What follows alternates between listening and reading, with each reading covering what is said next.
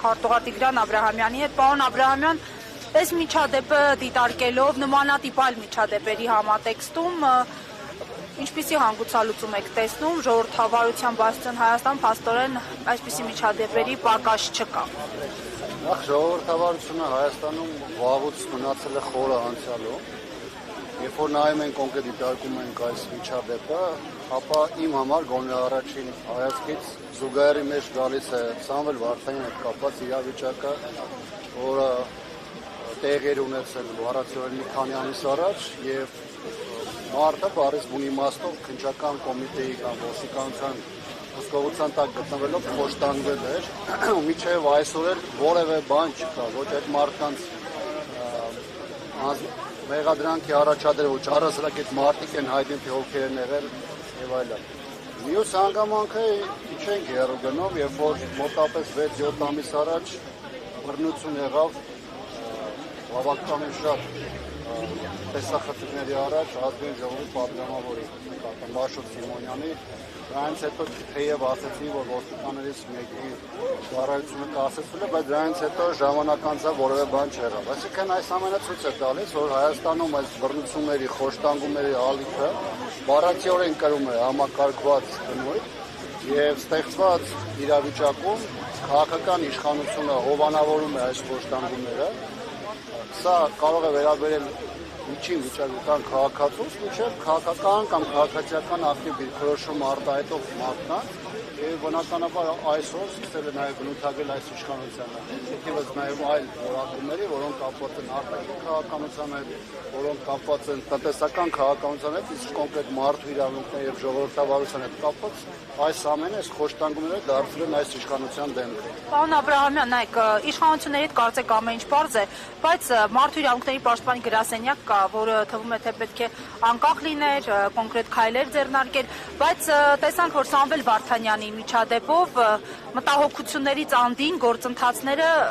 չգնացին։ Հիմա այս դեպքով էլ ինչ-որ մտահոգություն է հայտնել Անահիտ Մանասյանի գրասենյակը եւ ասել է, որ ինչ-որ գործընթացներ են մեկնարկում, այս դեպքով ինչ-որ հանգուցալուծում պիտի սպասել։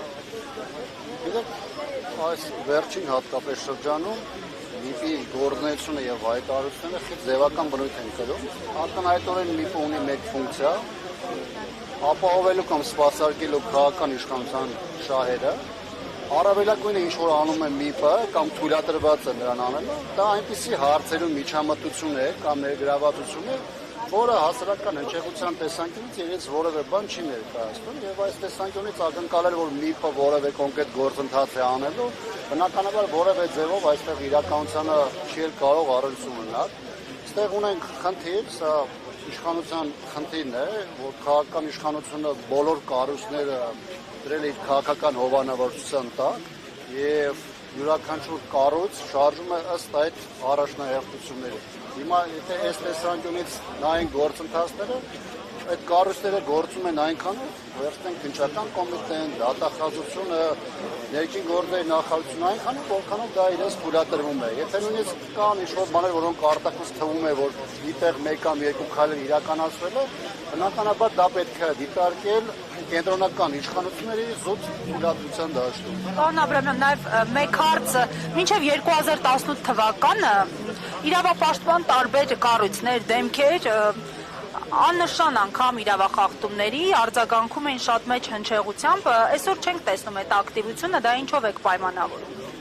Նախկինում կային կոնկրետ խմբեր, որոնք հանդես էին գալիս հասարակական կազմակերպության կամ այլ միավորումների տակ, որոնց նպատակը ոչ թե կոնկրետ դեպքերի վերհանում էր, այլ ցանկացած դեպքի ուռճացումն էր եւ այդ ժամանակվա քաղաքական իշխանությունների դեմ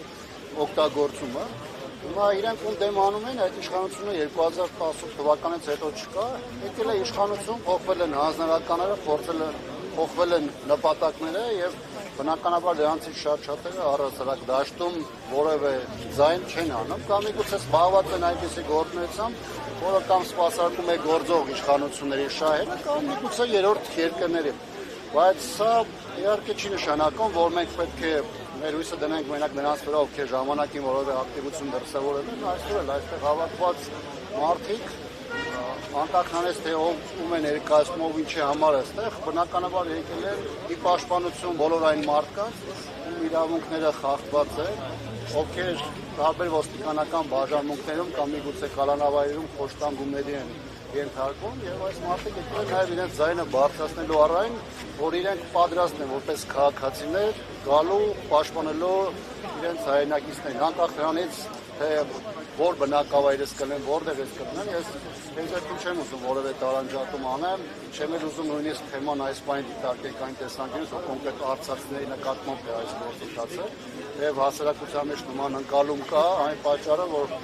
ինքը իշխանությունը ամենաբարձր մակարդակով մշտապես արցախցիների դեմ անդադ բավական մեծ մաղձ եւ թշնամություն է գեներացնում, բայց այս բանը չեմ ուզում դա այդ տեսանկյունից դիտարկեմ, որովհետեւ ինչպես իմ օրինակներով նշեցի, սա համակարգված բնույթ է կրում եւ սա վերաբերում է ոչ միայն արցախցիներին, այլ Հայաստանում ապրող ցանկացած գաղափարին։ Ձեր կարծիքով այսքան աղմուկից հետո քրթական կոմիտեն Տիգրանի մատնանշած ոստիկանին մեղադրանք առաջադրի, ես գիտեմ, որ այս պահին մեղադրանք չեն Գիտեք, շատ դժվարանում եմ ասեմ, իհարկե շատ կարևորում եմ հանրային քաղաքական ճնշումը, որը տարբեր իրավիճակներում գործում է, բայց դրանք պետք է լինեն ոչ թե մեկ քայլանի կամ երկու քայլանի գործողություններ, այդտեղ պետք է հետևողականություն աշխատել, որտեղ հետևողականություն աշխատում է, որոշակի արձագանքներ լինում են։ Միգուցե դրանք այդ պահին չբավարարեն, բայց ամեն դեպքում հանրային պայքարը եւ նաեւ հանրային այդ ըմբոստությունը ինչ-որ իրավիճակներում իր տեղը տալիս է եւ մենք հանգամանք էլ ես պատական չեմ ասում, որ մեզ որ մարդիկ են այստեղ հավաքվել, ամեն դեպքում իշխանությունը չպետք է մտածի, որ ինքը կարա ինչ-որ բան անի, ինչ-որ մարդու խոշտանգի, ինչ-որ մարդկանց նկատմամբ այսպիսի վերաբերմունք դրսևորվի ու դա մարզվի։ Նույնիսկ այն հանգամանքը, որ պատասխանատու ոստիկանների լուսանկարներն են հրապարակվում ցանցում, դա եւս նաեւ հանրային ճնշման մի ձև է, որը պետք է շարունակի։ Յուրաքանչյուր մարդ կոնկրետ այդ ոստիկաներից բարձրացած դեպի ներքին գործերի նախարար, կառավարության ղեկավար, դրանք բոլորը պատասխանատու են, որովհետև դրանք այն մարդիկ են, որոնք տարիներ շարունակ ոչ միայն աշկ են փակել, այլ իրենց հայտարարություններով, գործողություններով, հանցավոր նաև լռությամբ ըստ էության նպաստել են այսպիսի միջադեպերի կամ այսպիսի վտանգավոր դրսևորումների շարունակականությանը։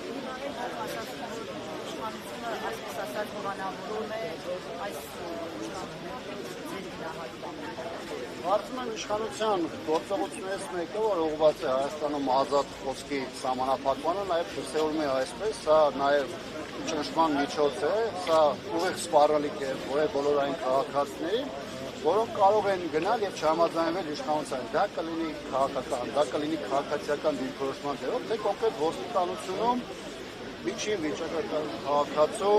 որևէ բանի պարտադրման է, որովհետև կոնկրետ այս դեպքում, այն ինչ որ հրապարակվել է Տիգրանի դեպքում, բարձ է դառնում, որ ոստիկանությունը փորձել է նրան փաթաթել, որը ինքը համաձայն չի եղել, ինչի հետևանքը դարձել է այս խոշտանգումները։ Իշխանությունը փորձում է ցույցել, որ ինքը բեսպրեդելի մեջ է եւ ցանկացած դեպքում կարող է իր քայլին կամ իր նպատակին հասնել ցանկացած մեթոդով, այդ թվում նաեւ բռնության միջոցով։ բարեփոխումների ճանապարհի դժվար է իսկապես մասնահայտել մի հանցագործություն, որը փոխություն է այսինքն շատ մեծ ջանքեր հնարավորություններ գործադրել այն դեպքում Տիգրանը նշում է, որ իսկապես ձեզ մեղավորը միշտ իրենց դրդել, հրահրել այդ ճանապարհով։ Անկեղծ ասած խիստ չափազանցություն է մեր երկրում տեղի ունեցողը կամ նույնիսկ ներքին գործերի նախարարություն տեղի ունեցողը բարեփոխումներ անվանել։ Իշխանությունը կոնկրետ ներքին գործերի նախարարության դեպքում ունի մեկ նպատակ՝ ստեղծելու ուժեղ կազմային համակարգ, որը մահացիներ է կատարել տարբեր քաղաքական պրոցեսների ժամանակ, հատկապես քաղաքական ընդդիմախոսների մասով եւ այն ինչ որ տեղի ունի ներքին գործերի նախարարությունը, ես ամբողջապես դիտարկում եմ այդ շրջանակներում։ Ինչ վերաբերում է կոնկրետ այս դեպքին, կային օրինակները կամ վարկածները տարբեր են, սկսեց այն հանգամանքից, որ ոստիկանության տարբեր բաժիններ փորձում են ոչ թե աշխատեն հանցագործությունների բացահայտման վրա, այլ իրենց համար դրական վիճակագրություն ունենալու եւ ըստ այդմ կարող են մարդկանց համոզել, որպեսզի դիմումները հետ վերցնեն։ Մեկին կանչեն փորձել գործը դրանց վրա փաթաթել, որպեսզի բացահայտման դեպքեր իրենց մոտ դրականորեն եւ այլն։ Բայց խնդիրը այն է, որ մեծ առումով այդ համակարգը, ինչպես ասեցի, կոնկրետ հանցագործությունների բացահայտման առումով չի աշխատում եւ իդեպ վերջին օրերին էր գրեթե ամենօրյա ռեժիմով այդ սպանությունների տարբեր դրսևորումները դաժան, նաև այս ամեն ինչի մասին է խոսում եւ հիմնական ռեսուրսները, որ ամեն տարի ուղղում է ոստիկանությանը, շատ ժամանակ դրանք գնալով մեծանում են, կրկնում դրանք ունեն մեկ նպատակ՝ աշխատելու այն ժամանակ, երբ որ պետք է իշխանության պահպանման եւ իշխանության վերարտադրման ժամանակ եւ 21, 22, 23, 24 թվականներին փողոցում եղած տարբեր շարժումները եւ տարբեր քաղաքական պրոցեսները սրանք վառ վկայություն են թե ոստիկանությունը ինչի համար է պետք եւ որտեղ է իրարով, որոնք դրանք նույնիսկ ամենաանհամաչափության, ամենաակնհայտ խախտումների պարագայում դրանք իշխանության կողմից որևէ ձևով չեն բացահայտվում, որովհետեւ դրանք քաղաքական ուղղորդում են իշխանության կողմից եւ դրան շարունակություն չտալը կամ իրավական գնահատական չտալը նաեւ խրախուսում է, որ ոստիկանները կամ առասարակ ուժայինները շարժվեն այնպես, ինչպես իրենք են ցանկանում, դաժանությամբ, բռնությամբ, բռնության տարբեր դրսևորումներով։ Շնորհակալություն։